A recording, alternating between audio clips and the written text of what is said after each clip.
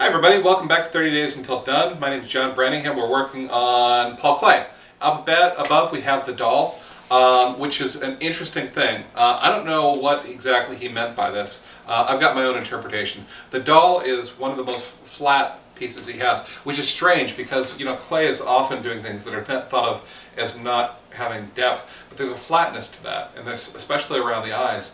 And the doll is something that is meant to serve you. It has no vitality or genuineness or hope or anything for itself. It's just there, it exists to be your servant, right? It's a reflection of whatever you want it to be. That's literally what a doll is. And it looks kind of like a human, but it isn't. Now I think he's going beyond just painting a picture of a doll, a literal doll, and taking a look at what happens when we do this to people. What happens when we create a human being who's meant to be a doll.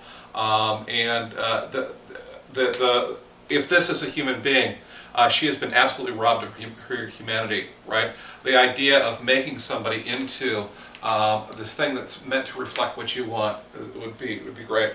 That is a horrible thing, right? And that'd be a great way to approach this. And so we've got this doll. I might take a look at when do we make people into dolls in our society, right? And then that'd be a fantastic approach to this painting. And I might even talk about Betty Page or somebody like that, Marilyn Monroe, whoever it's going to be. Okay, so can we choose anybody sooner?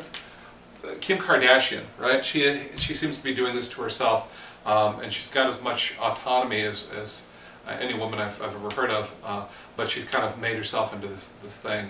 I don't know if you want to criticize Kim Kardashian or not, but this seems to be what we do. Or it could be that I'm absolutely wrong, and you've got something else to say about this, right? And it could be this is really just a discussion of childhood and how we learn how to be an adult, how we learn empathy through things like dolls. Which is sad that boys aren't allowed to have dolls, right? Because that's one of these things that teaches us empathy. Okay, when you've got that, put it down below. I'll see you tomorrow.